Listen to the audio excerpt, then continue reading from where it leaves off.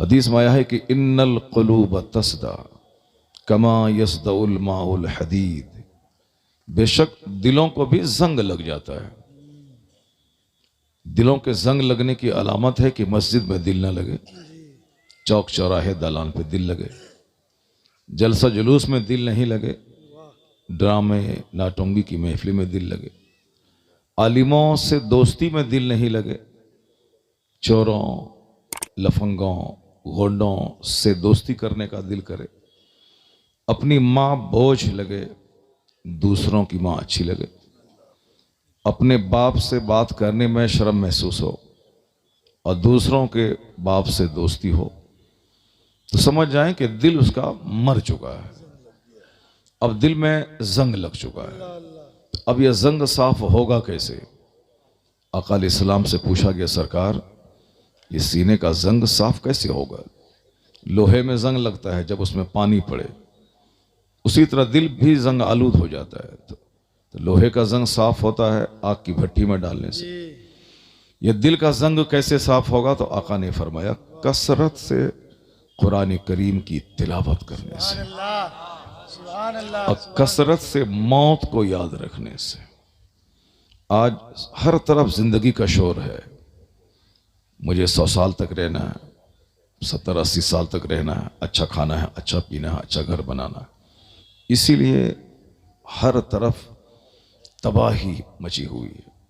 हराम खोरी, रिश्वत सितानी, सूद खोरी, यहाँ तक कि औरतों में सूद खाने का रिवाज। शहर के लोग तो बेचैन पहले से थे, अब वह बेचैनी धीरे धीरे गांव देहात तक में आ गई है।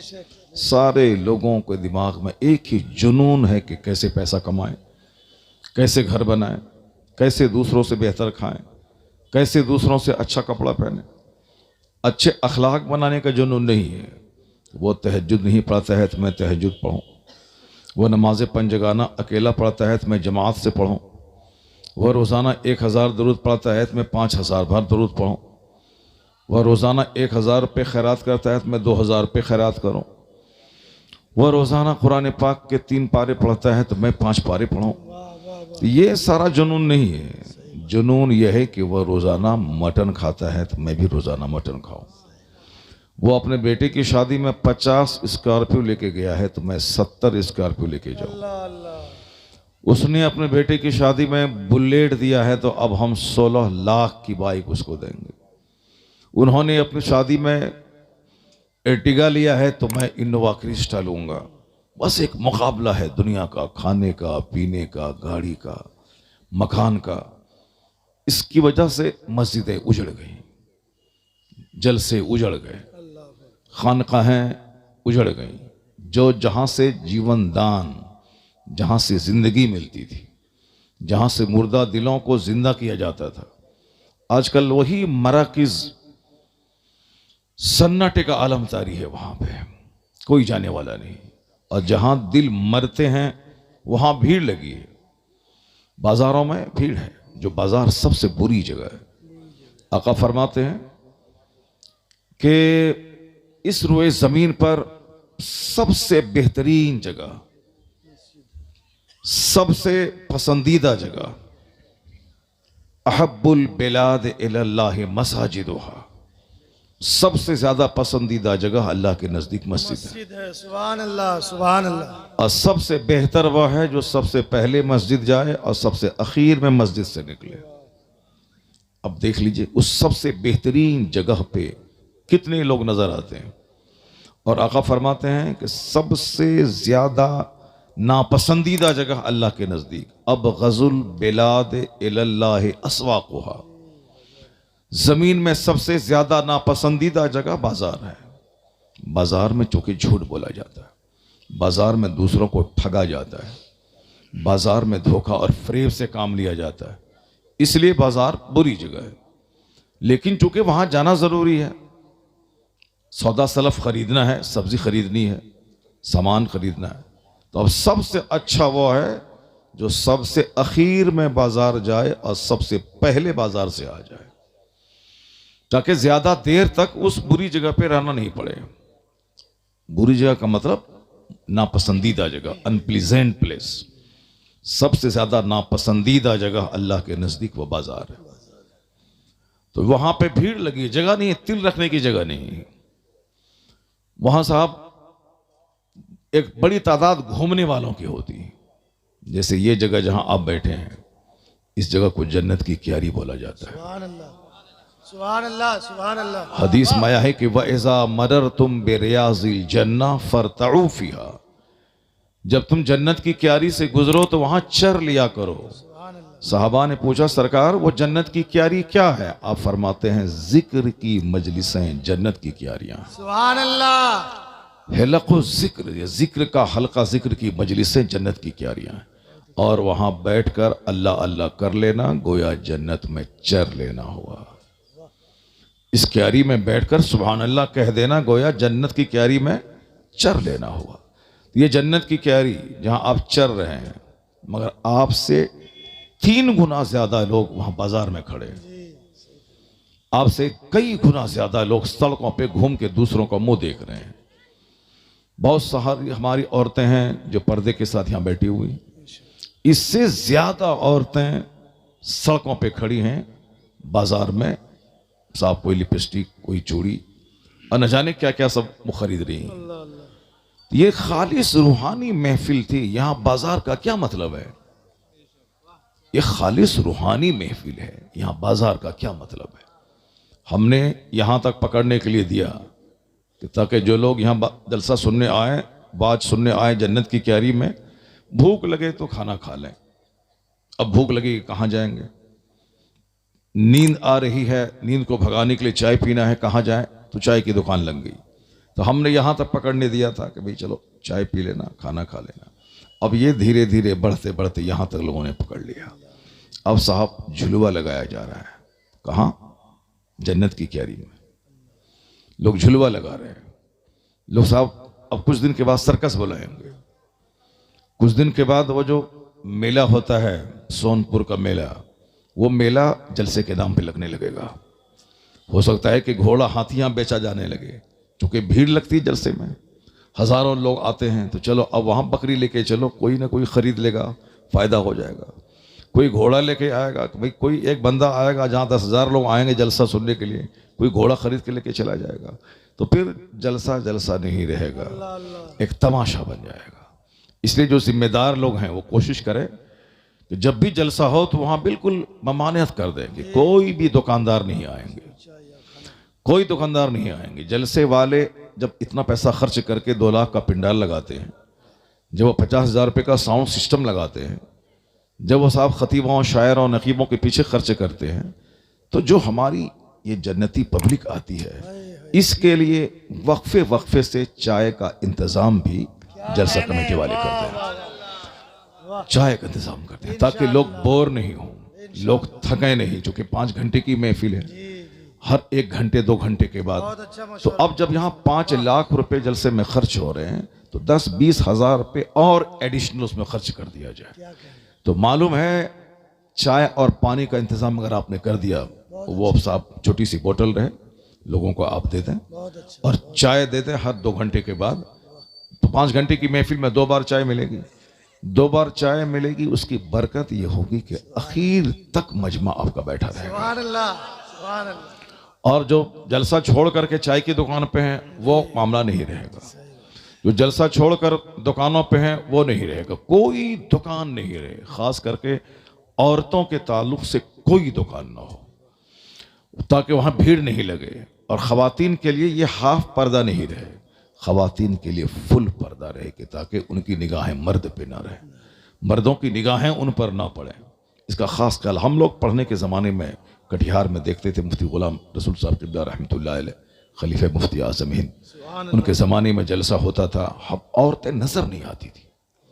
जलसा गाह से 300-400 मीटर दूरी पे उनका पिंडाल लगता था, उनका रास्ता अलग होता था, ताकि औरतें वहां जाएं, वहीं बैठें, किसी मर्द की नज़र उस पर ना पड़े। और वो जलसा हमने बहुत बार देखा, और आज भी बहुत सारी जगहों पे ऐसा होता है। मगर हमारे इस जोन में वो तो गनीमत है कि हाफ पर्दा है, कहीं कहीं तो मर्दों के बीच में औरतें घुस के बैठ जाती हैं। बस इधर मर्द बैठे हैं, बाजू में औरतें बैठी हुई हैं। तो आखिर ये जन्नती महफिल को जन्नती महफिल रहने दिया जाए, इसको तमाशा और खेल न बनाया जाए। अहब्बुल बिलाद इलल्लाह मसाजिदुहा, द डियरेस्ट प्लेसेस नियर अल्लाह, अल्लाह के नज़दीक सबसे ज़्यादा पसंदीदा जगह मस्जिद है। बेशक कल मर जाएंगे आप तो एक मलाल रहेगा कि जी भर के मस्जिद में नहीं बैठा, जी भर के सजदा नहीं किया। 18 साल का जवान रास्ता चलते हुए एक्सीडेंट किया, लाश के हजारों टुकड़े हो गए। अब का वो तो इंजीनियर बनना था उसको, डॉक्टर बनना था उसको, लेकिन डॉक्टर तो बन नहीं पाया, अलबत्ता अपने अंजाम को पहुंच गया। अभी इस कोरोना काल में मेरे गांव का एक लड़का दिल्ली में वो आईएएस की तैयारी कर रहा था। आईएएस की, चूंकि इंजीनियर बन चुका था, अच्छे नंबर से पास किया था, दिल्ली में तैयारी कर रहा था। कोरोना काल में फीवर हुआ, वो रमज़ान के दिन में हवाई जहाज़ से बागडोगरा उतरा, बागडोगरा से घर आया, सांस लेने में परेशानी होने लगी, क्योंकि वो फीवर को ख़त्म करने के लिए पैरासीटामोल खा लिया।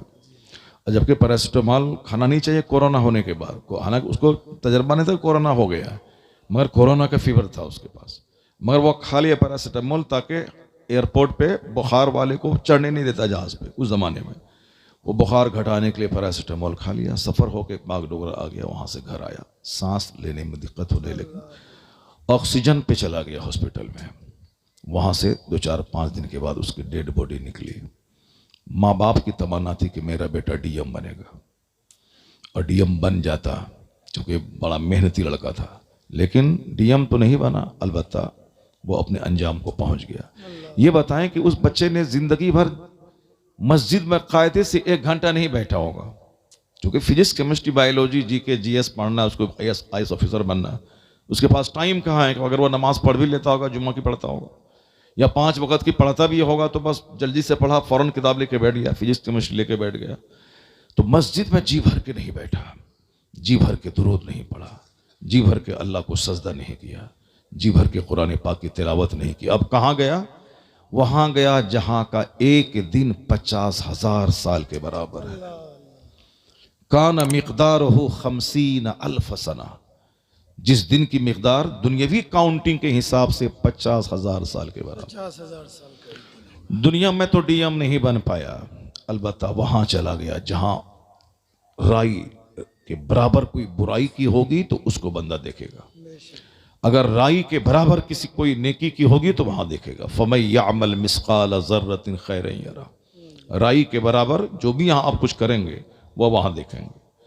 अगर आप अच्छाई करें या बुराई करें, सबका हिसाब होगा। ऐसा नहीं कि कोई हिसाब होने वाला नहीं है, नहीं। जो अल्लाह पानी की एक बूंद से हमें पैदा कर सकता है, जो अल्लाह माँ के पेट में 9 महीने उस बंद कोठरी में माँ का खून रोक कर मेरी ग़िज़ा का इंतज़ाम कर सकता है, जो माँ उस नाजुक जगह से, जो अल्लाह उस नाजुक जगह से मुझको इस दुनिया में पैदा कर सकता है, वो अल्लाह मेरे मरने के बाद दोबारा जिंदा कर सकता है, और जिंदा करेगा, और जिंदा करके हिसाब किताब लेगा। अल्लाह कहता है फलयंजुरिल इंसानु मिम्मा खुलिक़ मिन माइन दाफ़िक़ यख़रुजु मिन बैनि सुल्बि वत्तराइब इन्नहु अला रजइही लक़ादिर। अल्लाह कहता है कि आदमी को अपनी पैदाइश पे गौर करना चाहिए कि मैं पैदा हुआ कैसे हूं। आदमी को गौर करना चाहिए अपनी पैदाइश पे। एक पानी का कतरा जंप करता हुआ पानी, जो पानी कूद के निकलता है, वो यख़रुजु मिन बैनि सुल्बि वत्तराइब, माँ के सीने की हड्डी और बाप की रीढ़ की हड्डी से वो कतरा निकलता है, और उसी कतरे से इंसान पैदा होता है। यख़रुजु मिन बैनि सुल्बि वत्तराइब। तो अब अल्लाह आगे क्या कहता है? जिस अल्लाह ने तुम्हें माँ बाप के नुतफे से तुझको पैदा किया, इन्नहु अला रजइही लक़ादिर, वो अल्लाह तुम्हें दोबारा पैदा करने पर कादिर है। तुम्हें मार देने के बाद दोबारा तुम में रूह डालकर जिंदा करके तुझसे हिसाब लेने पर कादिर है। आप मिट्टी देते हुए क्या पढ़ते हैं? मिनहा खलकनाकुम व फीहा नुईदुकुम व मिनहा नुखरिजुकुम तारतन उखरा। क्या मतलब हुआ? हमने तुझको इसी मिट्टी से पैदा किया है और हम दोबारा तुझे इसी मिट्टी में ले जाएंगे। जैसे बंदा पैदा हुआ मिट्टी से, फिर मरने के बाद उसी मिट्टी में मिला, व मिनहा नुखरिजुकुम तारतन उखरा, फिर दोबारा हम तुझको उस मिट्टी से निकालेंगे। सर से लेके पांव तक जितने भी पार्ट्स हैं उसमें एक ऐसा जौहर लतीफ होता है जो कभी नहीं न समंदर में गलता है न आग में जलता है, वो हमेशा बाकी रहता है, जैसे एक नुत्फा पानी का कतरा।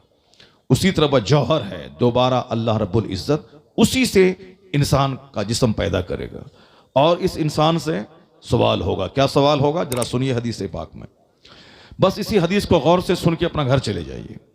अगर आपको लगे कि एक दूसरी हदीस और मैं सुन लूं तो आप मुझको कहेंगे, मैं सुनाऊंगा। कल मैं मालदा में था, परसों कलकत्ता में। मैं मालदा में तकरीर लगभग 2.5 घंटे किया मैंने। उसके बाद जब मैं ख़त्म करने लगा तो पब्लिक से आवाज़ आई कि हुजूर थोड़ी देर और बोला जाए। मैंने कहा कि साहब ये काम तो शायरों के लिए होता है, एक कलाम और सुना दिया जाए, एक कलाम और सुना दिया जाए, एक कलाम और सुना दिया जाए। ये तो पहली बार मैं देख रहा हूँ कि साहब 10 मिनट और खिताब किया जाए, 10 मिनट और तकरीर की जाए। अल्हम्दुलिल्लाह पूरे हिंदुस्तान के जलसों के हालात दुरुस्त हो गए हैं। हर तरफ एक धमक है, वो धमक है दीनी मजलिसों की धमक, उलमा कराम की वक़ार की धमक। तो अब जो बीच में तमाशा शुरू हो गया था, अब वो तमाशा अल्हम्दुलिल्लाह धीरे धीरे ख़त्म हो रहा है। अख्तर परवाज़ नईमी साहब कितना अच्छा कलाम पढ़ा। कोई मशीन थी, कोई मशीन नहीं थी, कोई मशीन नहीं थी। बग़ैर मशीन के इतना ज़बरदस्त पढ़ा है कि शमीम भाई हमारे बाग बाग हो गए हैं। उन्होंने हुजूर आली की शान में मनक़बत पढ़ी, उन्होंने माँ के ताल्लुक़ से ज़बरदस्त कलाम पढ़ा इन्होंने।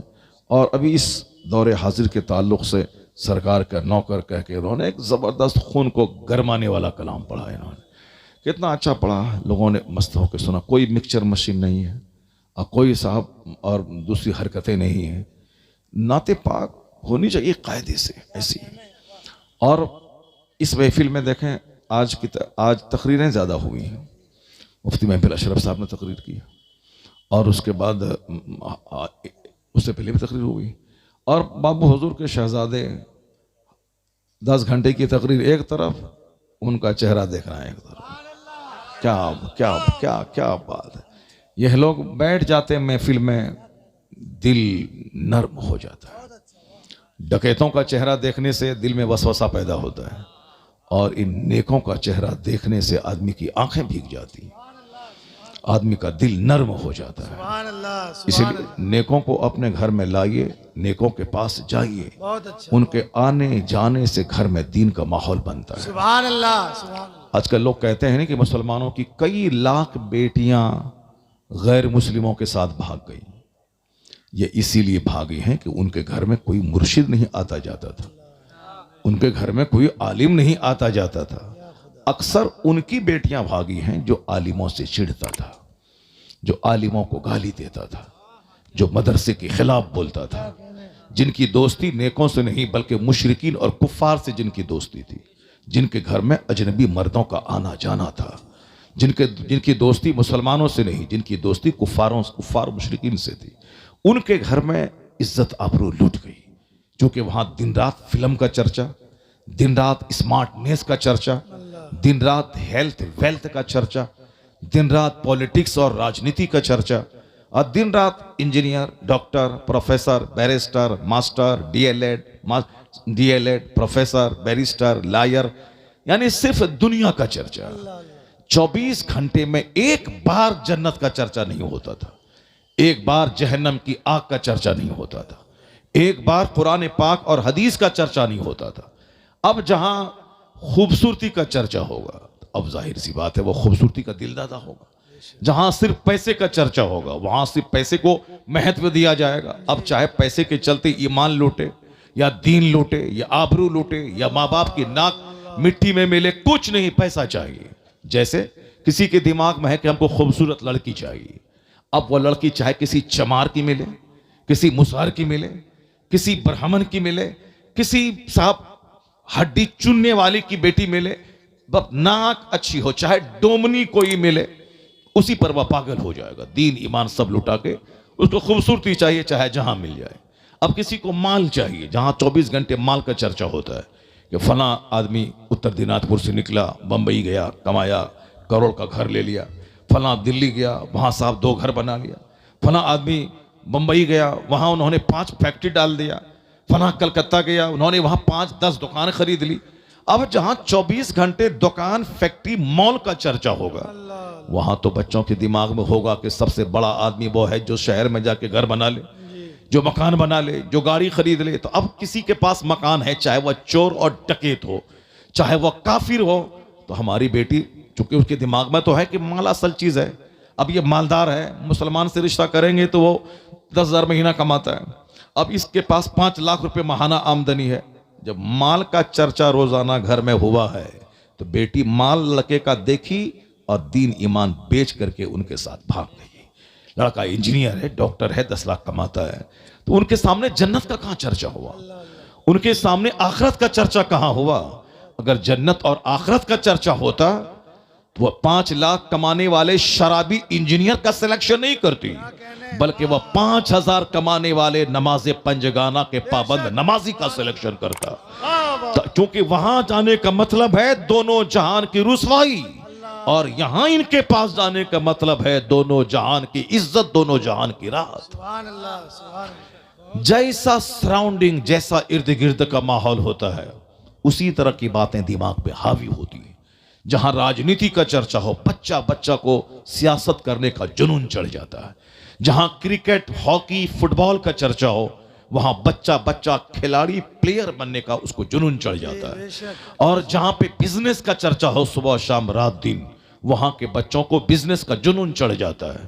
ठीक उसी तरह जहां रात दिन सजदा, तिलावत, जिक्र, नमाज, रोजा, हज, ज़कात, आखिरत, जन्नत, पुलसिरात, कब्र, मुनकर, नकीर, अल्लाह, रसूल, सहाबा, अहले बैत, शहीद, साले, मुत्तकी का चर्चा हो, उस घर के बच्चों को मुत्तकी और जन्नती बनने का जुनून चढ़ जाता है। सुभान अल्लाह, सुभान अल्लाह। कोई तहरीक तुम्हारी बेटियों को बचा नहीं पाएगी, चाहे वो कोई भी नेता हो, बड़ी सी बड़ी तहरीक छेड़ दे, नहीं बचेंगे। एक तहरीक जो मुस्तफा ने तुझको बताया, वह तहरीक यही हुजूर ने फरमाया है, मुरू औलादकुम बिस्सलात वहुम अबनाओ सबअ सनीन। अपने बच्चों को हुक्म दे नमाज का जब तेरे बच्चे की उम्र 7 साल हो जाए। वदरिबूहुम अलैहा वहुम अबनाओ अश्र सनीन। आका फरमाते हैं अपने बच्चों को मारो, अगर 10 साल होने के बाद नमाज ना पढ़े उसे मार के नमाजी बना दो। कहते हैं कि साहब नमाज की अजमत पे खिताब कीजिए। नमाज की अजमत पे मैं खिताब करूंगा तो ये जो 40 साल का जवान बिल्कुल मोटा ताजा मजबूत हो गया है, पुख्ता हो गया है, ये मेरी बात सुनेगा ही नहीं। जिस वक्त 7 साल का बच्चा जो बच्चा बाप से डरता है, जो कोमल दिमाग का है, जो उस सादी तख्ती पे लिख दें मरते दम तक वह सबत हो जाए, इसलिए मुस्तफा फरमाते हैं जब तेरे बच्चे की उम्र 7 साल हो उसे नमाज का आदेश दे, उसे नमाज का हुक्म दे। और हालांकि 7 साल में नमाज फर्ज नहीं होती है, सिर्फ मूड बनाने के लिए, ताकि बच्चे के दिमाग में ये बात बैठ जाए कि मैं मुसलमान हूं, मैं मुस्तफ़ा का गुलाम हूं, मेरे ऊपर में फ़राइज़ व वाजिबात आयद होते हैं। अब मुझको अल्लाह ने पैदा किया है, मुझको अल्लाह की इबादत करनी है, और इबादतों में सबसे आला तरीन इबादत नमाज है। बेशक सुभान अल्लाह। नमाज, हज फर्ज है जिंदगी में एक बार, ज़कात फर्ज है साहिबे माल पर साल में एक बार, रोज़ा फर्ज है साल में 1 महीना, मगर नमाज रोजाना 5 वक्त फर्ज है। क्योंकि 24 घंटे अल्लाह की नेमतें हम खाते हैं, अल्लाह की नेमतों से मालामाल होते हैं। हाथ, पांव, जबान, आंख, पेट, दिल, दिमाग, लंग्स, ब्रेन, सारा सिस्टम लाजवाब। ब्रेन लाजवाब, ब्रेन का सिस्टम जरा सा गड़बड़ाया आदमी पागल हो जाएगा। आंख का सिस्टम लाजवाब, थोड़े से पानी सूख जाए 5 करोड़ खर्च करके भी दोबारा आंख नहीं हो पाएगी। कान का सिस्टम थोड़ा गड़बड़ाए 10 करोड़ की मशीन लगाने के बाद ही बंदा सुन नहीं पाएगा। अगर पेट का सिस्टम गड़बड़ हो जाए तो 50 लाख की दवाई उसके पेट लीवर सिस्टम को ठीक नहीं कर पाएगी। ये लंग्स, ये स्टमक, ये इंटेस्टाइन, ये लेग, ये हैंड, ये नोज, ये माउथ, ये सारा पार्ट्स लाजवाब है।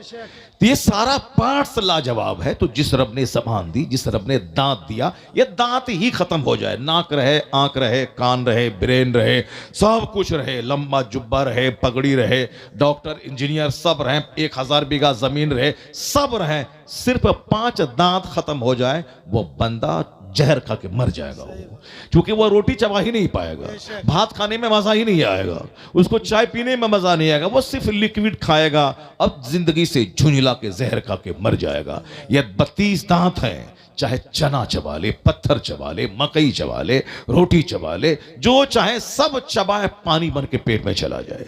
और अगर दांत टूटे तो दांत में दर्द सिर्फ हो जाए, इतनी उलझन होती है कि क्या बताएं। एक बार शदीद दर्द हुआ था और इस कदर शदीद तकलीफ होती है कि बस आदमी को मौत नजर आने लगती है। अगर दांत अल्लाह की नेमत, सर के बाल जिसके झड़ जाते हैं वो गंजा, समाज में सब उससे भागता है उनकी शक्ल सूरत को देखकर। ये सर के बाल अल्लाह की नेमत है। अगर सर के बाल झड़ जाएं तो मसनूई बाल लगाएंगे तो बस वो मसनूई बाल सबके सामने गिर जाएगा, आप जलील और बेइज्जत हो जाएंगे। कितनी बड़ी नेमत है सर के बाल, कितनी बड़ी नेमत है भौं के बाल। अगर भौं के बाल उड़ जाएं तो देखने में कितना बुरा चेहरा लगता है, किस कदर करी हुई मंजर वो लगेगा। या मोछ जो आदमी मूंड लेता है बहुत बुरा लगता है। मोछ, ये मोछ मर्द की जीनत है। मोछ बड़ी ना रहे बल्कि आगे से कटी हुई रहे। ये कटाने की बात तो आई है, मूंडने की बात कहां आई है। वाफुल लुहाव कस्सु शवारी, हदीस में आया है मोछ काटो और दाढ़ी को बढ़ाओ। तो मोछ काटने का आदेश है कि मूंडने का आदेश है। जो मोछ मूंड लेते हैं ये वहाबी तबलीगी जमात गैर मुक़ल्लिद के लोग, ये जो मूंडते इतना बुरा लगता है देखने में कि मत पूछें साहब। मोछ रखिए मगर आगे से काटते रहिए, कुफारो मुशरिकीन से मुशाबहत ना हो। दाढ़ी बढ़ाइए, मोछ कटाइए, ये हुक्म आया है। मोछ अल्लाह की नेमत है, ये दाढ़ी के बाल अल्लाह की नेमत है, ये साहब नाखून ये अल्लाह की नेमत। अगर एक नाखून उधड़ जाए तो बंदे के उंगली देखने के लायक नहीं रह जाती। इतनी सारी नेमतें हैं, इसका शुक्र क्या होगा? क्या हमारा हक था कि मुझको मिल जाए? अल्लाह ने फजल फरमाते हुए हमको सारी नेमतें दी हैं, उसका शुक्राना क्या है? 5 वक्त की नमाज बंदा पढ़े और नमाज में सर से लेके पांव तक सारा पार्ट शरीक हो जाता है। गोया ये नमाज ये जिस्म की सारी नेमतों का शुक्राना है। सारी। अब जब खाना जब डेली खाते हैं तो शुक्र भी डेली अदा करना है। ऐसा नहीं कि जुम्मा में एक दिन गए मस्जिद में चोंच मारे चले आए, नहीं। ईद और बकरीद में मस्जिद गए, ईदगाह पे साहब 2 चोंच मारे वहां से चले आए, नहीं ऐसे गए बस मारे चले, नहीं। नमाज आला तरीन इबादत है। सजदा लंबा हो, सजदे में कहें सुभान रब्बियल आला, या मैं अपने रब्बे आला की पाकी बयान करता हूँ। सुभान रब्बियल अजीम बोले, सूरे फातिहा पढ़े, सारी दुनिया से कट जाए, फिर सलाम फेरे, ऐसा लगे जैसे एक दूसरी दुनिया में कदम रख दिया हो। नमाज में पेशानी झुकती है, नमाज में जबान से तिलावत होती है, हाथ पांव की हरकत होती है, ये टखना, ये घुटना, ये हाथ, ये नाक, ये पेशानी, ये जबान, ये कान, इतनी आवाज से तस्बीह पढ़ना जरूरी है कि आपके कान सुन सकें। ऐसे गुमसुम अगर आप पढ़े तो नमाजी नहीं होगी। गुम है सूरह फातिहा अंदर मन पढ़ रहे हैं, नहीं होगी, चूंकि क़िराअत फ़र्ज है। अब फ़र्ज की मिक़दार है कि साहब समात की मिक़दार है कि आप इस कदर पढ़ें कि कान सुन सके आपके, क़िराअत कान सुन सके आपके। अगर कान तक आवाज़ नहीं आती है तो फिर समझ लें कि नमाजी आपकी नहीं हो पाएगी। तिलावत करना, ज़बान लगी है, कान लगे हैं, आँख लगी है, पेशानी लगी है, नाक लगी है, हाथ लगे हैं, घुटने लगे हैं, टखने लगे हैं, सारा पार्ट्स लगा है। तो आप सारा जिस्म 24 घंटे में 8 घंटे की नींद लेना है, 8 घंटे खेत खलियान दुकान में काम करना है। उसके बाद जब 8 घंटे काम करने की ताकत अल्लाह ने दी, 8 घंटे सोने के लिए अल्लाह ने रात बनाया है, तो रात में गहरी नींद लेता हूं, दिन भर की सारी थकावट में भूल जाता हूं, अगले दिन दोबारा काम करने की सलाहियत मेरे बदन को पैदा होती है। 50 करोड़ की दवा में वो असर नहीं है जो 8 घंटे की गहरी नींद में वो असर है। अगर बंदा 3 दिन ना सोए तो पागल हो जाए, मगर ये नींद अल्लाह की बड़ी नेमत। तो रात में नींद, दिन में काम, ये जो डेली नींद डेली जरूरी है, और डेली खाना जरूरी है। 3 टाइम आप खाते हैं, सुबह शाम। आप सोचते नहीं खाऊं तो मैं मर जाऊंगा, नहीं सोऊं तो मैं मर जाऊंगा। तो बस ये गिरह बांध के रख लें, जब डेली नींद अल्लाह की नेमत और डेली खाना अल्लाह की नेमत, तो डेली 5 वक्त की नमाज पढ़ना हम पर फर्ज है। यह तय कर लें कि खाए बगैर जिंदा रहना मुश्किल है, नमाज पढ़े बगैर मुसलमान बना रहना मुश्किल है। बस गिरा बांध लें तो आप चाहे जिस हालत में हो, चाहे लाश निकले कि जनाजा निकले कि बारात आए, चाहे बेटी की बारात जाए चाहे बेटी की लाश निकले, मगर नमाज खाना जरूरी है। बगैर खाए आप मर जाएंगे। आपके घर में खाना ना बने, आपका पड़ोसी पर लाजिम है कि वो खाना बना के आपके घर भेज दे, आपको खिलाए। खाना खाता है बंदा, जब खाना खाता है तो बंदा नमाज पढ़ेगा, क्योंकि खाना है जिंदा रहने के लिए और नमाज पढ़ना है मुसलमान बने रहने के लिए, जो सबसे बड़ी इबादत है। तो इससे हट के बंदा सब काम है, नमाजी नहीं है। सारा काम है, मस्जिदें उजड़ गई, सारा काम हो रहा है और साहब जलसगाह उजड़ा हुआ है। नहीं, सबसे पहले दीन का काम होगा, उसके बाद दुनिया का काम होगा। इसलिए कहा गया है जो सुबह सवेरे उठो तो सबसे पहले फजर की नमाज, फजर की नमाज छोड़कर सारा दिन चेहरे की रौनक खत्म हो जाएगी, सारा दिन आप टूटे हुए रहेंगे। इसलिए कहा खेत बाद में जाना, दुकान बाद में जाना, मार्केट बाद में जाना, सबसे पहले खुदा को सजदा कर ले। दिन भर तरोताजा रहेंगे, दिन भर फ्रेश रहेंगे। अल्लाह ने इबादत के लिए पैदा किया है। सबसे पहले सजदा खुदा को। फजर से लेकर जोहर तक कोई नमाज फर्ज नहीं है। ये 8 घंटे कम कोई नमाज फर्ज नहीं है। इशराक है, पढ़े सवाब, नहीं पढ़े कोई गुनाह नहीं। चाश्त है, पढ़े सवाब, नहीं पढ़े कोई गुनाह नहीं। फर्ज नहीं है, क्यों? वह काम का टाइम है, वह स्कूल जाने का टाइम है, वह क्लास में जाने का टाइम है, वह खेत खलियान में हल चलाने का टाइम है। मेहनत करें, कोढ़ी बन के मत रहें, मेहनत करें, कमाएं, घर से बाहर निकल जाएं, फन तशरू फिल अर्द, जमीन पे फैल जाएं, फजर की नमाज पढ़ें, उसके बाद निकल जाएं। कंप्लीट 8 घंटे मेहनत करें आप, ताकि खुद खाएं, अपने बाप को खिलाएं, माँ को खिलाएं, बहन को खिलाएं, भाई को खिलाएं, अपने गरीब पड़ोसी को दें। इंतजार ना करें कि कोई दिल्ली से आएगा तो हाथ फैला देंगे, कोई सऊदी अरब से आएगा तो दौड़ के उनके घर में जाके बैठ करके चंदा मांगे कि हम इलाज है, इलाज करने के लिए पैसा दो। नहीं, मेहनत करो ताकि खुद खाओ, दूसरों को खिलाओ, दूसरों को दो, दूसरों से लालच मत रखो। ससुर को दो, सास को दो, साला को दो, साली को दो, अपनी बहन को दो, फूफी को दो। जो कमाएगा वही ने सबको देगा, और जो नहीं कमाएगा वह सबसे मांगेगा। सास दो, ससुर दो, साला दो, साली दो, साड़ू दो, भैया दो, छोटा भाई दो, पड़ोसी दो, वो सारे रिश्तेदार से मांगेगा। तो मांगना जिल्लत है, मांगना रुसवाई है। रुसवा हाथ ऐसे फैलाने का मतलब है जिल्लत, रुसवाई। देने वाला हाथ लेने वाले हाथ से बेहतर रहता है। अल यदुल उलिया खैरु मिनल यदि सुफला। देने वाला हाथ, the giver hand is better than the taker hand. जो देने वाला हाथ होता है वह लेने वाले हाथ से बेहतर होता है। जब माल रहेगा तब ना आप देंगे, जब माल रहेगा तब ना दूसरे की खिदमत करेंगे, जब नहीं रहेगा तो हाथ फैलाएंगे। तो ये 8 घंटे में कोई नमाज फर्ज नहीं है, ताकि ये काम का वक्त है, ये स्ट्रगल का वक्त है, या जद्दोजहद का वक्त है, यह तुम जमीन पे फैलने का वक्त है, यह मेहनत और मुशक्कत करने का वक्त है। और जहां दोपहर के टाइम में बदन थके, इसको फ्यूल और ईंधन चाहिए, तो फिर दोपहर के टाइम में बदन को ईंधन मिले और फिर रूहानी खुराक सजदा करके जोहर की नमाज पढ़ के हासिल किया जाए। जिस अल्लाह ने 8 घंटे हमें वक्त काम करने का टाइम दिया, सेहत दी, तंदुरुस्ती दी, सूरज की रोशनी दी, उस रब को जोहर में सजदा हो। 2 घंटे काम, फिर असर में सजदा, फिर 2 घंटे काम, फिर मगरिब में सजदा, फिर मगरिब के बाद 2 घंटे काम, फिर ईशा में सजदा। आखिरी काम सजदा करके बंदा सो जाए। और सोए, पहले ज़माने में लोग कहते थे मैं सो जाऊं, या मुस्तफ़ा कहते कहते, खुले आंख सल्ले हला कहते कहते। आज दौलतें पहले के मुकाबले में ज़्यादा हो गई, मगर सुकून नहीं है। वह घर पक्के का घर अब बन गया, चैन नहीं है। पहले लोग पैदल 15 किलोमीटर दूर चल करके स्टेशन पे ट्रेन पकड़ने जाते थे, लेकिन आज लोग घर से निकल के 10 कदम बाइक से जाते हैं। गरीबों के घर में बाइक, अमीरों के घर में बाइक, एक गांव में 50 नहीं 100 बाइक, 1000 घर 1000 बाइक। बाइक है तो पहले से ज्यादा मस्त रहना चाहिए।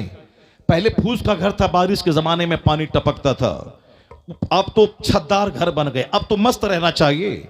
लेकिन पहले से ज्यादा गम का तूफान है, चेहरा उतरा हुआ है, आदमी के दिमाग पे टेंशन है, खतरनाक बीमारियां। पहले मालदार के घर में बीमारियां होती थी, अब गरीबों के घर में बीमारियां, और खतरनाक बीमारियां, हार्ट की बीमारी, जहां पर ज्यादा टेंशन की वजह से, साहब एड्स की बीमारी, कैंसर की बीमारी, ब्रेन हेमरेज की बीमारी, ज्यादा थिंकिंग की वजह से। तो पहले सादगी थी, कम आदमी खाता था, मस्त रहता था, ज्यादा इबादत करता था, मस्जिदों में रहता था, दिल लगाता था तिलावत में, इबादत में, तो सेहतमंद रहता था। क्योंकि नमाज जहां जन्नत ले जाने का जरिया है, वहीं नमाज सेहत और तंदुरुस्ती का जबरदस्त जरिया। एक गैर मुस्लिम डॉक्टर मुरली मनोहर जोशी, भाजपा का कैडर लीडर, आरएसएस का लीडर, वो क्या बोला था? वो कहा था कि योगा जरूरी है सेहतमंद रहने के लिए, मगर योगा के जितने तरीके हैं वह सब एक तरफ, नमाज से बढ़कर कोई योगा नहीं है, और नमाज देने वाले मोहम्मद अरबी से बढ़कर कोई तबीब, कोई डॉक्टर नहीं है। बेशक सुभान अल्लाह। ये कौन कहा? भाजपा का लीडर डॉक्टर मुरली मनोहर जोशी, भाजपा का कैडर लीडर। उसने, चूंकि नमाज में वो एक्टिविटीज है, लाजवाब एक्टिविटीज है। नमाज से पहले वजू, face wash, hand wash, leg wash, साहब ये वॉश, कोरोना काल में आप सुने होंगे कि घर, बाहर से घर आइए तो सबसे पहले हाथ धोइए, चेहरा धोइए, नाक में पानी डालिए, पांव धोइए। चूंकि जो पार्ट्स खुले रहते हैं उन पार्ट्स में कोरोना का कीड़ा घुसता है। पांव के नीचे से घुसता है, नाखून के रास्ते से घुसता है, मुंह खुलता है उसके रास्ते से घुसता है, नाक के रास्ते से कीड़ा घुसता है, आंख के रास्ते से घुसता है।